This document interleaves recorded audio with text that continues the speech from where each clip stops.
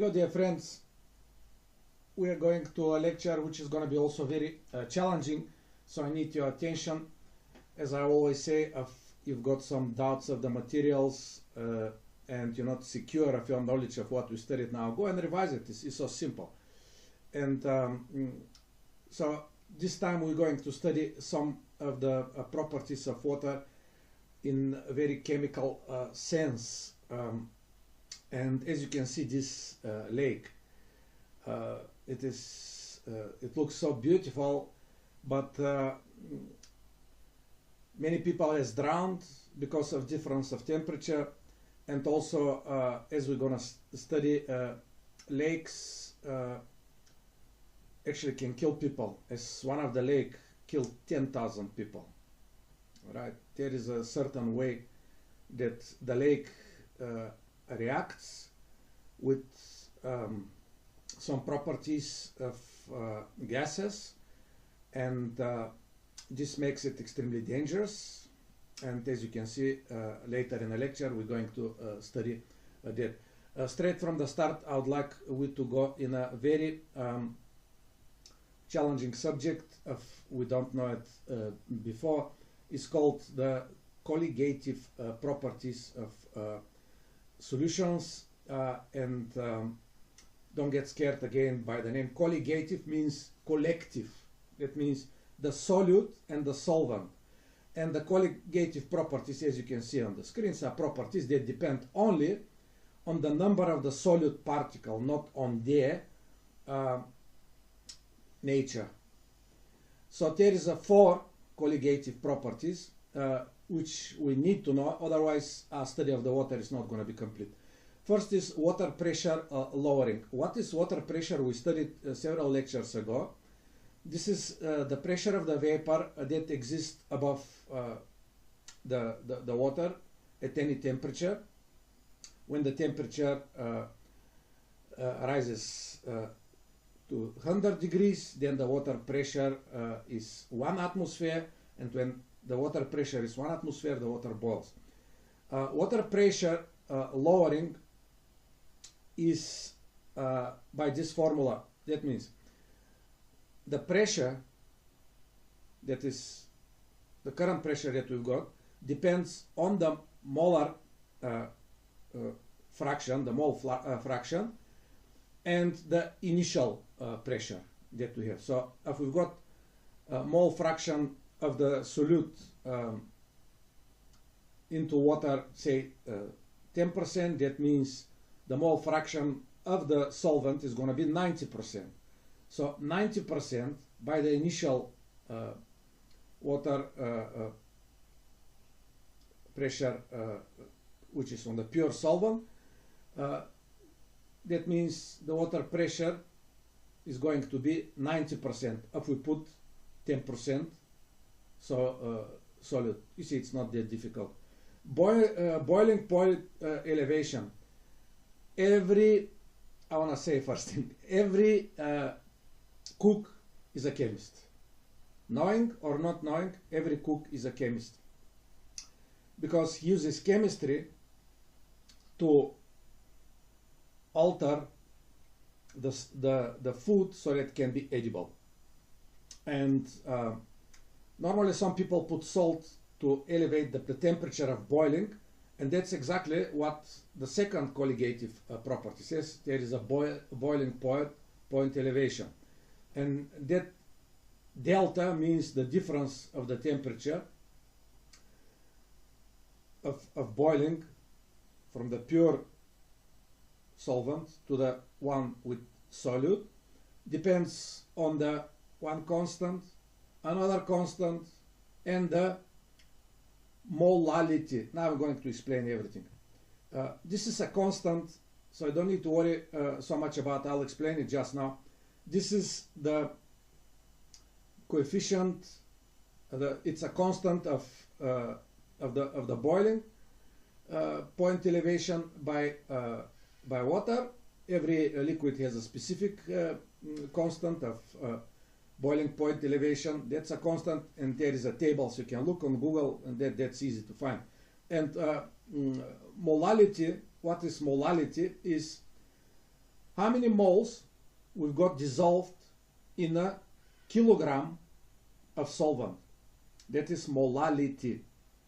How many moles of solute we've got dissolved in the kilogram of solvent. There is another M, big M, which is called molarity. What is molarity? Is how many moles of solute we've got dissolved in 1 liter of solvent. One is moles to kilogram and the other one is moles to liter. Why this difference? Why don't we use one? Very simple. Now if we've got boiling point elevation, if we've got boiling point elevation, that means we reached 100 degrees of the water. And now if we're using volume, which is 1 liter, if we're using molarity, it's not going to be correct, because 1 liter at 100 degrees has a different volume of 1 liter at 0 degrees. You understand, or 1 degree. So it is, the volume is about bigger at 100 degrees. This is why using a unit which is not changeable. It's not gonna change, and that is molality, not molarity. Okay, what is Van Hoff factor? Van Hoff factor is, now say for example, I'll explain you, the number of the dissolved particles, say for example sodium chloride, they get dissolved and they turned into ions. Alright, so we've got now 2 particles, sodium ion and the chlorine ion. Now that number, the number of particles divided by how many formula units we've got. Now we've got 1 formula unit in the salt, sodium chloride. That's 1, because we know that when the salt is dry, it gets into this lattice, and the lattice is repeating formula units of sodium chloride, sodium chloride, sodium chloride. So it's actually endless formula, but we're using sodium chloride just to show what substance is. But it's only 1 unit. All right. So if we divide the 2 units of the 2 particles, which got 2 ions, got sodium ion and the chloride ion, divided by the number of the unit formula, 1, then we're going to get this Van Hoff factor, which is here designated by this I. All right. So what is happening is we're putting 1 formula unit, but we've got 2 particles in the water, because salt get separated by the constituting ions, chloride ions and sodium ions. Another very important thing is, of the molarity, or molality is less than 0.1 mole, then it will stay 2. But now if it gets more than 0.12 moles per kilogram or per liter, then Van Hoff factor is going to go not 2, but little but less, 1.9. Why is that? Now, as you can see, the solution now gets concentrated. We've got more solute. Now we've got ions. Now before the solute, when it was little but dissolved, more dissolved, we got more water, tear apart. But now we put them together because they start getting more concentrated. We've got more particles per volume. This is what molality and molarity is. And now when you've got more, they are still ions. They still carry electric charge. So what they do now, they start get attracted. And this attraction actually reduces the Van Hoff factor to 1.9 instead of 2. it's not so much, right? It looks like it's like a 5%, but it's significant when you make calculations that need precision. So this is the second formula that it is. So don't need to worry. This is molality. This is molarity. I explain it. This is a constant that you look at the tables. So all what it says there, this formula, although it looks terrible, all what it says is that the different temperature when you're adding solute, right, then if there is no solute, is going to be the Van Hoff factor, that means the factor of how many particles we got dissolved compared to the formula unit, and then the other constant which I said you're gonna do it, and then the molality. That means how much salt we got in the water. So if we got more salt, the temperature is gonna be elevated more. The boiling point elevation is gonna get more. Then another third property is similar, is freezing point depression. If we put solute into the solvent, what's happening is the temperature of freezing is gonna get depressed, is gonna be lower. This is why we sprinkle salt in the icy rod. And then the melting point gets lower, and the rods get, instead of icy and dangerous to drive, then they get safe because it melts. There is a depression of the freezing point. That means the water with the solute, the solution, is going to be with lower freezing temperature. And again, we got the Van Hoff factor, which by the salt we said is 2 or 1.9, depend on the concentration. We've got the freezing point depression constant, which is specific in the water. You can look at the tables, nothing strange, you don't need to calculate. And again, the molality, how much moles we've got per kilogram of substance. And then we've got another one, which is very, very important. All of them are important, actually, of existence of all life and of all around us, is the osmotic pressure. Osmotic pressure is moving the water from the less concentrated solution to the more concentrated solution. Solution of the pollution is dilution, remember? All right. So what it depends on? Again, Van Hoff factor, we know it for the salt, 1.9. That's very easy to calculate. Even for any other substance, of 3 particles get into ions in the solution, that will go on Van Hoff factor 3 to 1 formula. That's easy. Then you've got the molarity. Molarity is now how much moles of solute get dissolved into 1 liter. Why osmotic pressure uses molarity, but boiling point elevation and freezing point depression depends on the molality. One, it depends on the kilogram solvent, and the other one depends on a liter. Simply because osmotic pressure deals only with liquids. Right? It deals only with liquids. When we put some solute in the water, it gets dissolved. It rises the osmotic pressure because the water from one place rushes to the other to get dissolved into that high concentrated solution, and the osmotic pressure rises. We're going to study it now. But this is why we're using molarity. That means moles per liter, not moles per kilogram. R is the gas constant. You can look at it all the time.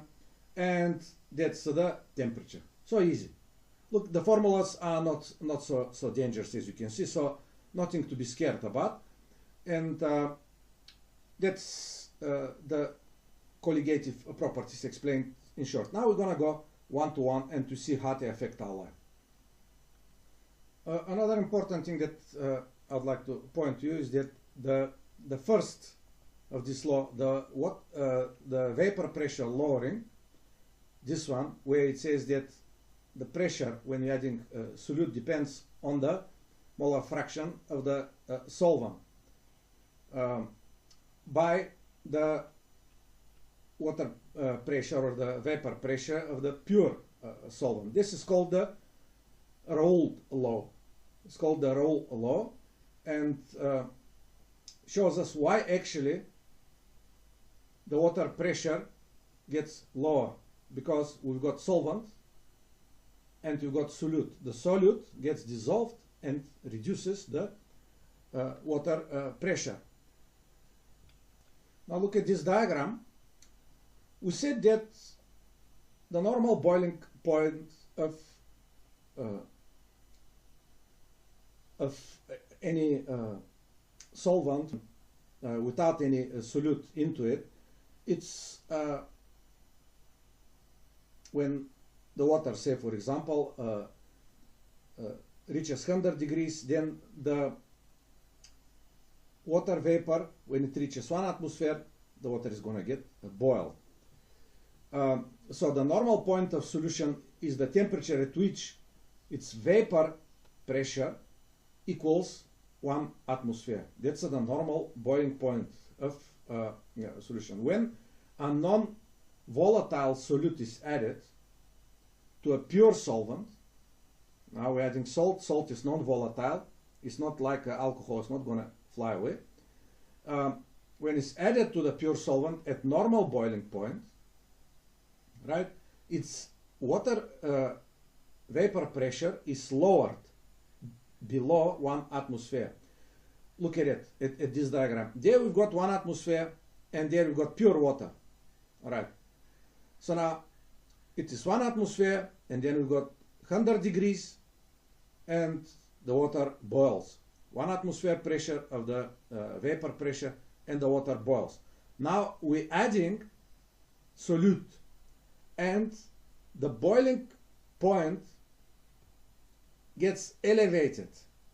Look at it. So why is elevated?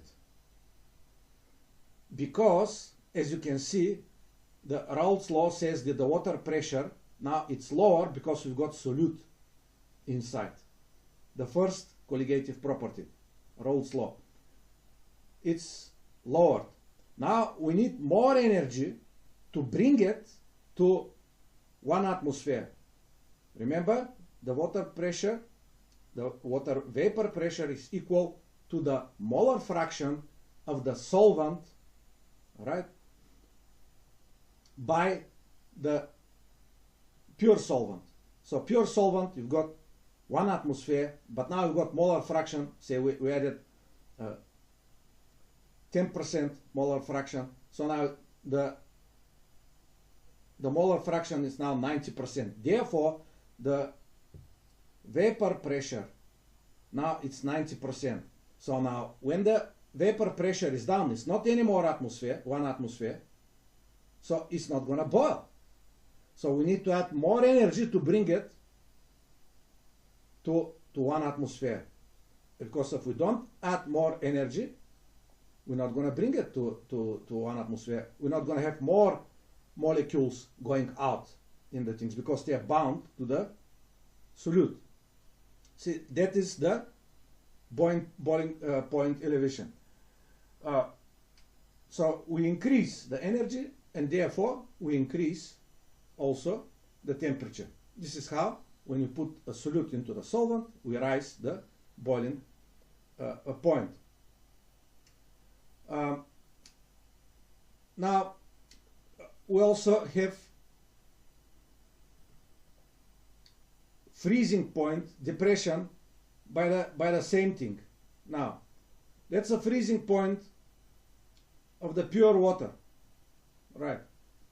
Now when we're adding solute, we're depressing the freezing point. Why that is that? Why it's so? Because we now have some solute into the solvent, and this actually is hindering the formation of this nice hexagonal structure that I said to you. So we need now lower temperature. It means lower speed of the molecules so that they can start freeze and make this nice structure, simply because it disrupts this formation of this beautiful hexagonal ice structure that it is. Generally, you can see the whole curve is getting down. Therefore, the boiling point is going to be elevated and the freezing point is going to be depressed. You can see also the triple point of the water is also depressed compared to the pure solvent. So nothing unusual actually. And I'd like to bearing in mind the second law that I showed you, and that is the boiling point elevation. I want you to go, if it's necessary, if you forgot the formula, go back, see the boiling point elevation formula, and then tell me something very practical that we need to study. And that is a very important thing in the kitchen. People believe that when we put salt into the water, we're going to significantly rise the boiling temperature. Therefore, we're going to actually have a pressure cooker without having a pressure cooker. Because when the temperature is rising, you know, the food gets more energy and cooks faster. Let's calculate how much is that. I want to take 58 grams of salt, sodium chloride, and put it into 1 liter of water. And I want you to tell me how much more, that's going to be how much delta T, that means the temperature difference, is going to be compared to the pure solvent, pure water. How much we're going to have boiling point elevation. Remember, we've got delta T equals from Van Hoff factor, can put 1.9, then you put the constant of boiling, which in water I'm giving you now is 0.52, coefficient of boiling point elevation, that's specifically for water, for boiling point elevation, and then you've got the molality. Molality, I want you to calculate it. How are you going to calculate it? I want you to go on the periodic table, look at the atomic mass of sodium, all right, or Google it, look at the atomic mass of chlorine, all right. They're going to have specific mass, which I gave you, 58 grams. Now you need to convert that 58 grams by how many moles is that? All right. How do you convert it? All right. It's very easy. You've got 1 unit mass of sodium and 1 unit mass of chloride. All what you need to get them together to get 1 mole of sodium chloride.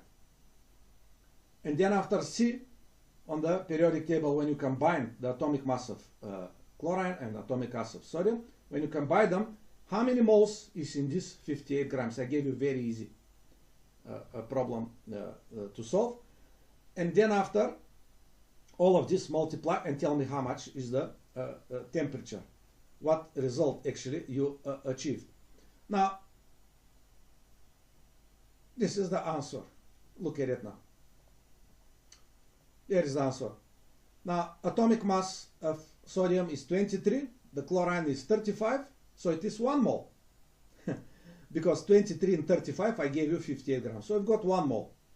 Van Hoff factor is 1.9. It's not 2 because we've got high concentration. I told you we've got, although we've got 2 particles divided by 1 Fulmor units, it's a little bit less, okay. The constant of boiling point elevation of water is 0.52. So if we multiply all of this, we achieving the result of almost 1. So adding 58 grams of salt, actually, which is 1 mole, to 1 kilogram of water, will elevate the boiling temperature, right? Will elevate this temperature, not much, with 1 degree. But now consider that who eats food that is boiled with 58 grams of salt, you're going to get poison. That's it's worse actually than boiling it with seawater. It's terrible. It's terrible. So this is what is happening now. Also, if we see that it's only 1 degree with 58 grams of salt, how can we increase it more? You can't, because you have to put more salt. So don't worry about putting salt for rising the temperature and cooking faster. It's not working. For flavor, yes, but you can put just like a 2-3 grams or 5 grams in a pot for flavor. But that's different. Now, how the antifreeze now rises the boiling temperature of water so that your car is not going to get blown up because the engine releases a lot of heat and needs to be cooled by the radiator. This is why I put antifreeze. Now, when we put antifreeze, we don't put it just in a very little, like the salt, 58 grams per kilogram. We're putting it 50-50. That means the molar fraction of water now, it's 50%, because we got 50% antifreeze, 50% water. And then the boiling temperature elevation is going to be 106 degrees more. But very interesting thing, this is why it's called freezing point depression. This is why it's called antifreeze, is because depressing the freezing point of water to minus 33 degrees. So in the cold climates, totally indispensable. You need to put antifreeze, otherwise your radiator is going to get freeze and it's going to get broken up, because, as you know, the ice expands and it's going to blow it up. Like if you leave pure water bottle up to the top and close it and put it in a freezer, the freezer is going to get full of glasses because the water expands more, but the glass actually, it shrinks. So you've got two forces and there is an explosion. So don't blow your freezer, don't put cold water, even if it's hot outside, in the freezer, in the glass bottle. You can put in a plastic and put it in a plastic glass if you need cold water, and you forget it when the water is going to rise. All right, don't put it in a glass, because the glass is going to shrink. There is the ball and stick representation of ethylene glycol or antifreeze. Look at it. It's dissolved in water so good because you've got all of this oxygen, hydrogen, hydroxyl functional groups here, and they get dissolved in water so well because it's a polar molecule, and you can see on both ends of the molecule we've got this hydroxyl functional groups, so it gets very well dissolved in the water by the hydrogen bonding. And this is why using antifreeze, when we use antifreeze, we can put 50-50. It's not like the food. We put only 58 grams, right? Or much less. We put like 10 grams for a whole pot of water. In our experiment, we put it 58 to show that there is no significant boiling point elevation. So this is actually how is working. The antifreeze and the colligative properties of boiling point elevation and freezing point depression, and why it's happening. Another important thing that I want to mention to you is that while the solute must be non-volatile for in the case of boiling point elevation, no such restriction actually applies to freezing point depression. Ethanol, as I said, alcohol, is a very volatile liquid that boils at only 78 degrees, and sometimes it's used as antifreeze. When people don't have antifreeze, they put pure alcohol, although it's not very advisable, but can be used. So the freezing point depression doesn't depend on the volatility of the solute. The boiling point elevation, yes, but the freezing point depression can be both, can be volatile or non-volatile. Also, with the freezing point depression, we're using antifreeze, right? We don't use salt because, as you see on the previous lectures, it's going to cause rust on the radiator. And also, we use antifreeze because it gets very low, it gets down to minus 33 degrees.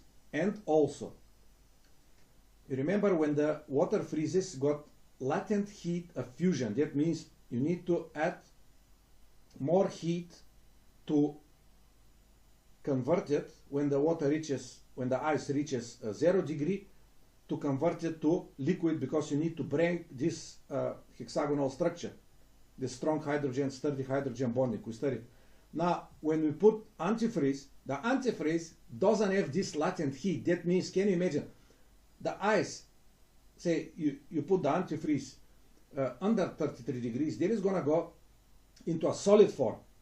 But when we add energy, it's not going to have, when it reaches 33 degrees, it's not going to have a latent phase, so that we need to add more energy until we break the structure, because as you see in the molecule is not so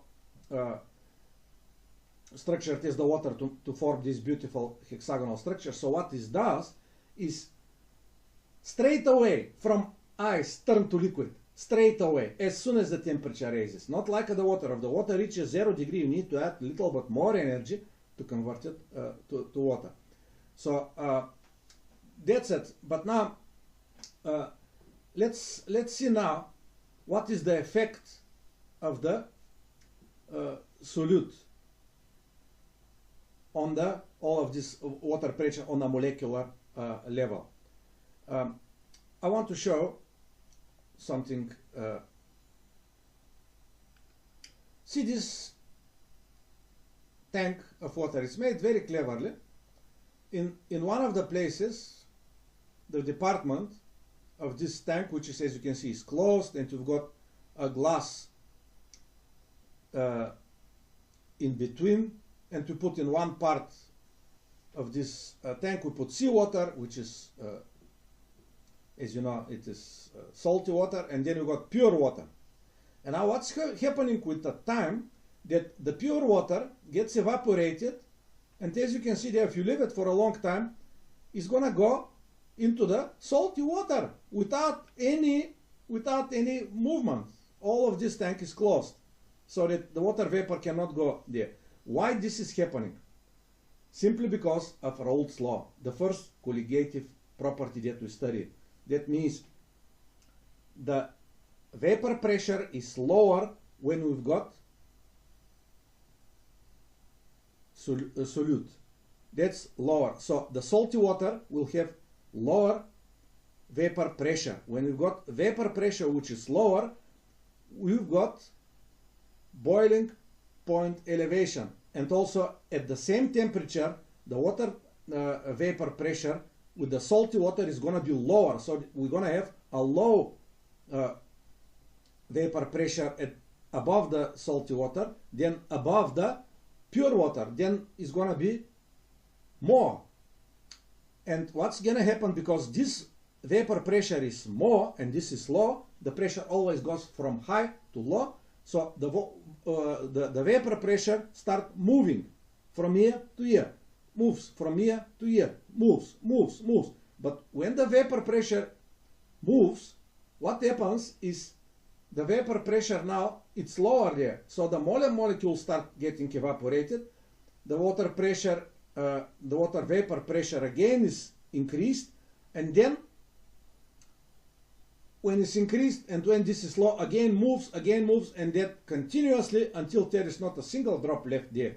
You can see it very well in this diagram. It shows that there is more movement of the water molecules in the pure water department. Then yeah, you can see it's less. And you've got more evaporated molecules. Then yeah, you can see you've got how many arrows? You've got 6, and here you've got only 4. So less molecules are evaporated by the seawater because you've got solute there, and you've got more water molecules evaporate there because you don't have solute. And according to the Raoult's law, it's when we've got solute, then it's gonna depress the water vapor pressure, and this is why it's get done there. Now let's go into the molecular level of this. When a solute is added to a liquid, it disrupts the intermolecular forces, right, between the solvent molecules and increases the randomness of the molecules, the disorder of the liquid. When we increase the entropy, entropy is just accepted for now that is disorder, although it's not correct. In physical point is quite different, but just accepted that's disorder. When we increase the entropy, the disorder, due to the solid, because now we've got more particles, they get more disorder. Now the entropy due to the solute is actually generally less than the increase of entropy when the liquid transitions to vapor. Now because the particles are in different places, they are more random. Now the tendency of liquid to form a vapor and the vapor pressure actually is related to entropy, to this randomness that I say. Higher entropy, like a vapor, you've got more disorder, has a greater tendency to form from a lower entropy state. Lower entropy is the water, you've got more order. They've got hydrogen bonds that keep it kind of order. But then when it flies away, they're in the different places. You see? So this is why it gets more entropy. You see? So we've got higher entropy station, more entropy, more disorder in the vapor phase. So when a liquid with added solute will have actually lower vapor pressure, we explain it. But now, why in the molecular level? Because we've got also the strongest intermolecular forces between the solute and the solvent. What is this? Ion dipole forces. Ion dipole. Ion is sodium or a chlorine, and dipole is the water. So this is the strongest intermolecular forces. Now, when we put solute into the solvent, we actually make the solute, in the case of salt, get separated, dissociated into ions, and these ions form connection with the water. They get dissolved, otherwise they won't be dissolved. It's going to be like the oil flowing out. They get dissolved so that they get into the water molecules, get around the water molecules. Explain it how ion dipole. So this is great attractive force. Now, why the water vapor it's actually getting reduced, right? It's going to have lower vapor pressure because now we need more energy to break this bond between the ion and the dipole, between the ion of salts and the dipole of that. We need more, and that's the strongest force. And this is why we've got vapor pressure depression according to the Raoult's law, and that leads to the consequences of boiling point elevation, because you got lower point of vapor pressure, so we need to increase energy to rise it up to 1 atmosphere so that it can boil, and also we've got freezing point depression, because we need lower temperature to create this hexagonal structure, because actually the ions disrupt the solvent. They're not so orderly anymore. We got more entropy, more disorder. So now, because of this, we need to break these bonds, and this is why we've got lower vapor pressure, which gets consequential in all of the other colligative properties that we study. And this is why we need more energy to disperse this bonding and to actually release the molecules into the vapor. Let's go now to osmosis. What is osmosis? Now I've got two U-shaped tubes, and in the middle of this U-tube shaped tubes you've got a membrane, which is semi-permeable membrane. You can see it there. There is a semi-permeable membrane. That means it will allow for a water molecules to go from one side to another, but not from the, won't allow the solute to go into the other side. Many living organisms, including us and the fish and many other living organisms and plants, are actually having this semi-permeable membrane. That means allowed only for one kind of molecule to go on one side, in this case water, but they don't allow for the solute to go back into the water. It's only one way. So the water molecules can go up and back, but they cannot allow, the semi-permeable cannot allow for a solute to go into the pure solvent phase. So what is happening? The water wants to go into the more concentrated solution. The pure water wants to go to the concentrated solution. So it goes there, and it goes, and it goes, and it goes. And what's happening when a lot of molecules go there, they rise actually the level of this solution. Now you've got pressure here, right, which is called osmotic pressure. There is it. And that's the difference between the level of the pure solvent and the level of the solution. So what's happening? The water molecules push there, and the pressure is rising. It comes a moment where this pressure pushes water molecules back, so they get into the balance. So the water molecules now, because you've got pressure, and if they go, the other one goes back. The other one comes here, the other one comes back because of the pressure. So I've got a balance, and this balance is achieved when you've got the osmotic pressure. It is very important for the living organisms. Our blood, our tissues must have exact osmotic pressure. Otherwise, we can get dehydrated, or we can get blown up, or you can die. Many other things can happen and die. So the osmotic pressure is crucial for the organisms. Now, you heard about reverse osmosis. What means reverse osmosis? It's very easy to explain. Now, instead of allowing the water naturally to go from this to here, right, from the pure solvent to the solution, now we start pushing pressure into the solution.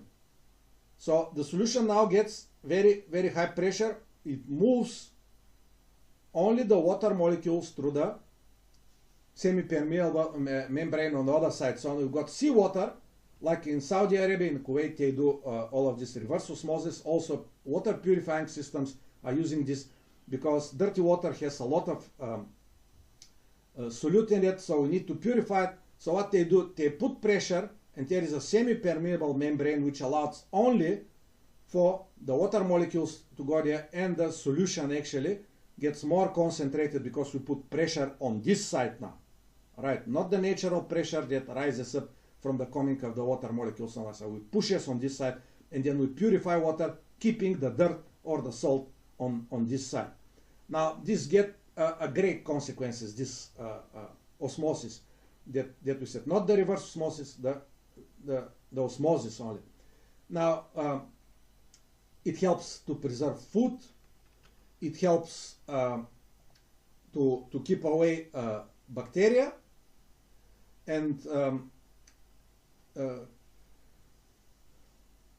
it helps us to transfer different electrolytes in our body. Now, how to preserve jam? That's what it is. You put a lot of sugar and jelly. That's example of actual osmosis and osmotic pressure. We put a lot of sugar. It's not make it very healthy though, and that's essential. Otherwise, it's not going to be preserved, because you create actually a lot of osmotic pressure. We create a lot of, make this solution a lot of concentration of the solute. So now this gets very, very concentrated, this solution, and this actually kills the bacteria, especially botulinum bacteria, in this way. Now look at it now. Botulinum bacteria is the most poisonous substance on earth, and people still that want to look beautiful, they use this poison in Botox. Can you imagine? It's very little of this poison actually can kill you, but they use it controlled and very diluted to pull your face and to deaden your muscles so that it can get pulled and you look 20 years younger. But let's see how, say for example, putting sugar in the food actually prevents it. Now you've got bacteria, all right? This is not a bacteria, it's a red cell, but say for example this is bacteria, and you've got isotonic solution. What means isotonic? Is the pressure, the osmotic pressure within the cell of the bacteria or the cell or whatever it is there is the same as the osmotic pressure outside of the cell. This is why it's called isotonic. The pressure is the same inside the cell and outside of the cell. So the solution can go back and forth from the cell and outside of the cell. That's an isotonic solution. Now I've got hypertonic solution. That means the solution is more concentrated outside of the cell. The osmotic pressure is higher than inside the cell. So what is happening, as I said to you, osmotic pressure we've got when the solvent wants to move from the low pressure to the high pressure. So it gets out of the cell, because inside the cell there is a lower pressure. We've got hypertonic solution, and that is creating the cell in the bacteria actually to shrink and kills it. This is why jam can stay long time on the shell and not getting damaged and not getting spoiled. Same thing happen of, like in my garden I've got bananas and papayas and other fruits. I preserve them by drying them completely. What's happening? You're creating much higher osmotic pressure inside of this dried food. And when the bacteria attacks, let me tell you, bacteria there is all around. And one of the most dirty place in your body is not where you're thinking, but it's your mouth. It's full of bacteria, and that is the most concentrated place of bacteria. Not your gut, no anywhere else, not your hands. So it's more dangerous a human being to bite you than dog to bite you. All right. So human's mouth is the most dirty and most dangerous place of bacteria concentration. But bacteria is all around the air. So now if you leave a fruit, or you know very well it's going to get spoiled. So if you dry it, you're reducing the water content, makes it high osmotic pressure, more concentrated osmotic pressure, more concentrated solution. So now when the bacteria comes and attacks it, it shrinks and it dies. It's finished. That's the hypertonic solution. That means hyper, that means the osmotic pressure is higher outside the cell than it is. So the water moves from the inside the cell and the cell dies, shrinks and dies. You've got also hypotonic solution, say with pure water, absolutely pure water. And what's happening? Because the cell has a certain osmotic pressure which is higher than the pure water. The pure water has zero osmotic pressure. This is why it's called hypo. It means below hypopotamus, under the river. Hypopotamus. Potamus, river. Hypo, under. So hypopotamus. So hypotonic is you've got under pressure outside. So you've got pure water that has zero osmotic pressure, and the cell or the bacteria, whatever it is there, organic compound that got more osmotic pressure, the water rushes inside and blows it up and destroys it. It's not very well way to preserve food. Don't do it this way. Use it the other way. Either dry it up or with salt or with sugar. This is how they preserved in antiquity before they have freezers and fridges. This is actually the way how the scientists study the content of the cells. They put it in a hypotonic solution, it blows, and then they start studying the organelles. That means the part of the cells that are inside of the cell that otherwise they won't be able to study. This process of the cell destruction, when we've got hypertonic solution, is called crenation, and causes the cell to sink down. But just I want to tell what's called is crenation. Osmotic pressure also is very important for the plants. Look at it now. These plants. Well, what's happening with these plants? Now, when the leaves of a tree gets heated by the sun, the concentration of the water, it's increasing because the water evaporates from the leaves of the tree, right? It evaporates. When it evaporates, you've got high osmotic pressure, but on the trunk and in the roots, you've got lower osmotic pressure. So what's going to happen? The water molecules going to go up. You can see it. They're going to go up. And they're going to go up because you got high osmotic pressure and you got lower. It sucks the water because of the difference of the pressure and also the capillary action. You can see the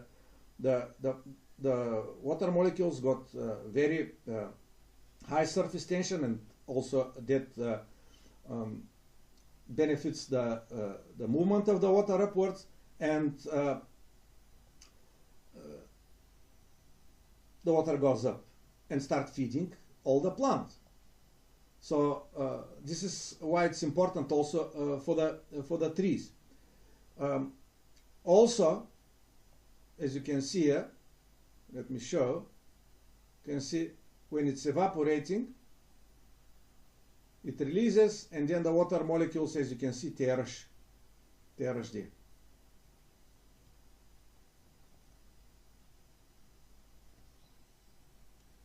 So when they rush, as you can see, this is actually a picture of the cut stem. Water rushes upwards because of the capillary action and because of the high osmotic pressure. Now I can see these trees, 120 meters high, see, and the pressure can go up to 10 to 15 bar. 10 to 15 bar. Now I want to ask you a question now. If the pressure is 10, 15 bar at these trees, that means your tire is 2 bars. Now this tree has a osmotic pressure of 15 bars, a lot more. Now if you punch the tree, why there is no boom explosion, but if you punch your tire, there is an explosion. Boom, it goes. There is many accidents, some of them fatal because of this. Why this is happening? Press pause. Yes, because of the capillary action. The same water that gets sucked up because of this 10 to 15 bars get kept by the capillary reaction. So it's not going to get blown up. But it goes up because of this osmotic pressure. Osmotic pressure is also very important for our body. We read also in Isaiah 44 verse 12 that the smith with the tongs worked in the coals, it fashioned with hammers, so now it loses water, get dehydrated, and worked it with the strength of his arms. It works very, very strong, so it loses. It's a smith, blacksmith. Yet he's hungry and his strength failed. When he's hungry, you're losing energy, so you need to eat. He drink no water. Look at it, what the Bible says 2,500 years ago. He drink no water and is faint. Now, why are you fainting when you get dehydrated? That's written in the Bible. Because you've got more concentrated solution, and that is not conducive to the neural and muscular processes in your body. So you start feel tired because the process cannot go so good as if you've got the right concentration of solutes in your body. Now I'd like to show another thing which is very dangerous, and that is the drinking of seawater. My father was a sailor for many years and traveled all around the world when I was a child, and he brought me such a wonderful toys, all incredible. It was just so nice to have a dad traveling. And sometimes they've got problems in the sea. Sometimes they end the point even that they see the ice, with their eyes they see dead, and they're gonna die. Sometimes the waves are so big, and sometimes they get emergency. And one of these emergency can be that you can be stranded, your ship can get broken. It's a machine at the end of the day, and can get broken and you can get stranded. And now the water is finished now. Now the food is finished, but without food you can stay there for, maybe 20 days.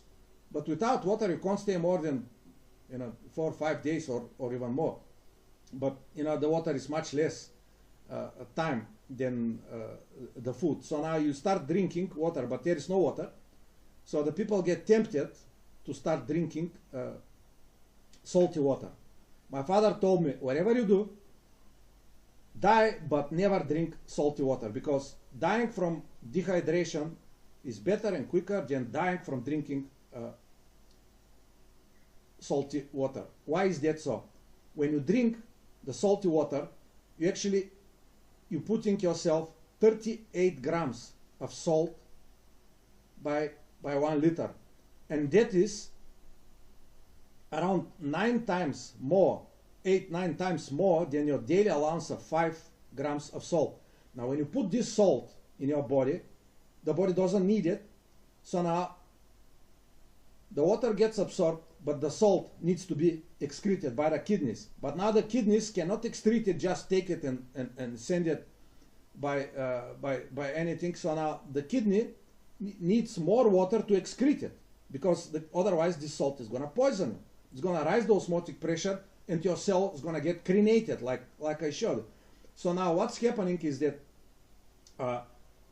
the kidneys start sucking water from all around the body, but you've got limited around body. You've got 5 liters blood, and you've got also water in your brain and in your intestines, in your muscles. So you start sucking all of this water, and you get dehydrated actually by drinking water. Can you imagine?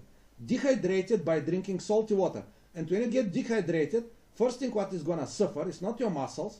First thing is that takes water and oxygen and all of these things. Actually, one of the organs, the central organs of your body, which all other organs supply with everything else, is your brain.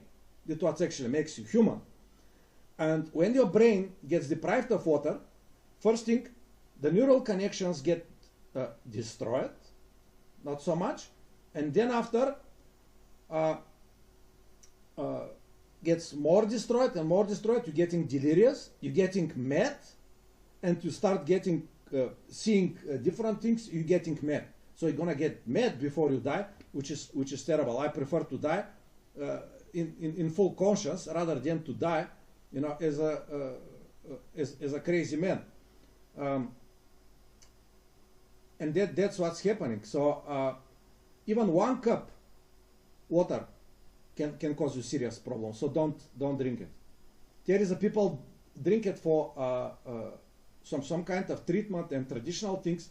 They don't know what they're causing themselves. It is a great trouble that they are looking for.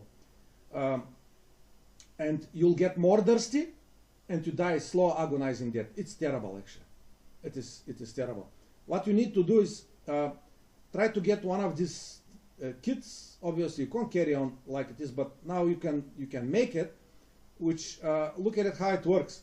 There is it's looking like a big cone where it allows the light to come in. It's transparent. The sun shines on it, evaporates the water. The water is salty, of course, but we said that the salty water has low water pressure, vapor pressure, and the non-volatile solute is not going to go into the vapor. This is why the rain is not salty. Can you imagine? The mad thing will be that the rain is salty, will kill all the plants. So now the water gets get into this cone is pure water, is vapor, gets distilled, gets deposited into the walls there,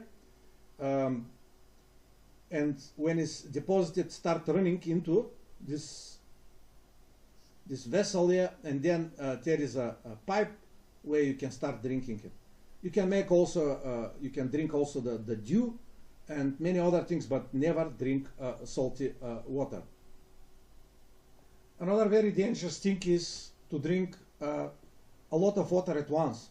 Let me tell you, I've been training very hard, and sometimes I drink 15-16 liters a day, 1516. In the first desert war in 1991, I believe, American soldiers used to drink up to 40 liters a day. And it's greatly beneficial because it actually cleans you from inside. But now, if you drink it all at once, what's going to happen? You're going to create a hypotonic solution in your body. And what's going to happen is, when it's hypotonic, what happened? We saw it. The cell get burst because outside the water has lower pressure, inside the cell has higher pressure, the water rushes inside, blows your cell, and you're dead. Again, goes to your brain. Look at this girl. Normally in the colleges, in the first year, initiation and all of the stupid things, they ask the guys that are coming first thing in the university there, they ask them to drink 5 liters and to make a competition 5 liters at once. So what's happening? Hypotonic solution gets to your brain, bam, and you finish. You can't get saved. There is no way even best medical doctor cannot save you. This girl dies, look at it, of what happened. She dies from water poisoning. After there is a radio contest this time, goes wrong, and look at it, that girl died. That's the consequences of not knowing the chemical laws. The sublimation that we studied of the dry ice that killed 25 people, and they throw dry ice in the closed things. Don't be stupid. Know the chemistry, and let these lectures also save your life. Not only will make your life better, but never drink 5 liters at once. I drink 2 liters at once. It didn't happen nothing to me, but don't do it. Drink little by little. Normally I drink 5-6 liters a day. I work, I do it also, it's very good. How much water you need to drink? You need to drink so much water that your urine gets transparent, not dark yellow, not pale yellow color. That's the best. When it gets pale yellow color, that's the best. That means you drink enough water. Don't drink more than that. So that's about the dangers of water and how you need to avoid them, so you're not going to get poison. And now let's go quickly to the gases. Now, while the rising temperature increasing the solubility of solutes, right, and liquid substances, and on the other hand, rising the temperature decreases the solubility of the gases in water. Why that's happening? Because the gas, as we studied in the previous lectures, the gas is connected with the dipole, induced dipole connection. And when we've got faster moving molecules, the water molecule hits this connection and actually destroys it. And this is why the gas bubbles when we're rising the temperature. Now, in the water, we've got nitrogen, you've got carbon dioxide, and you've got water, oxygen dissolved in the water. Otherwise, the fish won't breathe. The fish breathes oxygen. So, let me show you how, when you start boiling, you can release these gases, and you can see them much more before boiling. Look at it. So let us watch the boiling of tap water. I put it in a kettle, transparent kettle, so that we can see it. You can see the water is cold. So I switch it on, and as I switch it on, you can see it's still cool. Now you can see some bubbles are coming out. What are these bubbles? This is dissolved gases like nitrogen, oxygen. There, you can see they go first, because we know that when the temperature is rising, the solubility of gas is reducing, so the gas is going out. Now you can see down, you've got some sites of the bottom where the bubbles are forming. This is actually water vapor. From these sites, the boiling will start, and as you can see, the water is doing. Let me tell you another thing now, how to catch fish much more efficient than any other else. I'll teach you now. Now what's happening is, we said that the gas solubility in the water increases by decreasing temperature. This is why on the poles you've got abundance of fish, because the water is richer in oxygen, right? And this is why you've got more fish. They've got more oxygen. Now, what's happening when the water gets increased in the temperature? What's happening? When the water gets increased in temperature, first thing, the gas solubility is going to be decreased. You're going to have less oxygen. Second thing, the fish is cold-blooded animals. We are warm-blooded. We maintain constant temperature. They are cold-blooded. Our body maintains constant temperature, but their body doesn't maintain constant temperature. So their metabolism gets increased by increasing the temperature. Just like the snakes and the geckos and the frogs coming when the winter is out. And when the summer is there, you've got a lot of snakes, because snakes also cold-blooded, and also they don't maintain constant temperature. So now, when the temperature is increasing, metabolism is increasing.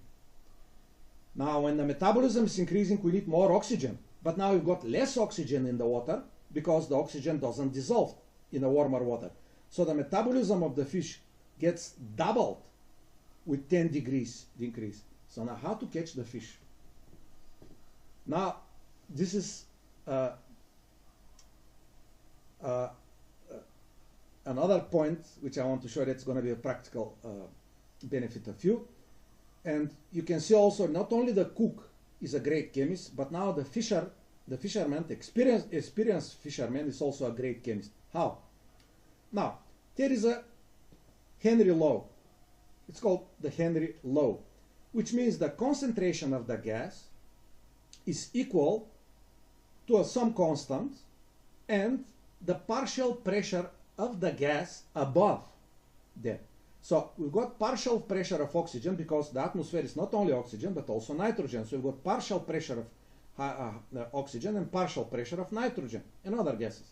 So this partial pressure, Henry said, that is going to be, the concentration of the gas is going to be proportional to the pressure of the partial pressure above the solution of the gas and the liquid.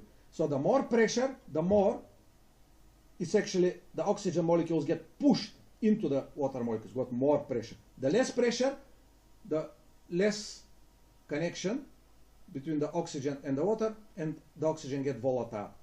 So now what the fisherman knows, he knows the Henry law, and he knows the law that the solubility of gas depends on the temperature.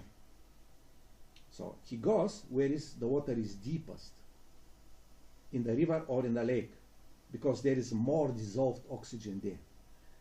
And then he catches the fish, because the fishes go there. In the hot summer day, in the river, which is shallow, he looks at the deepest place, and then he throws his bite there, because the fishes are there, because the oxygen is more dissolved there, and their metabolism is slower also, so they get better conditions of living. Thank you very much for your attention. It was nice having you. We'll continue in our next lesson, which is going to be our last one.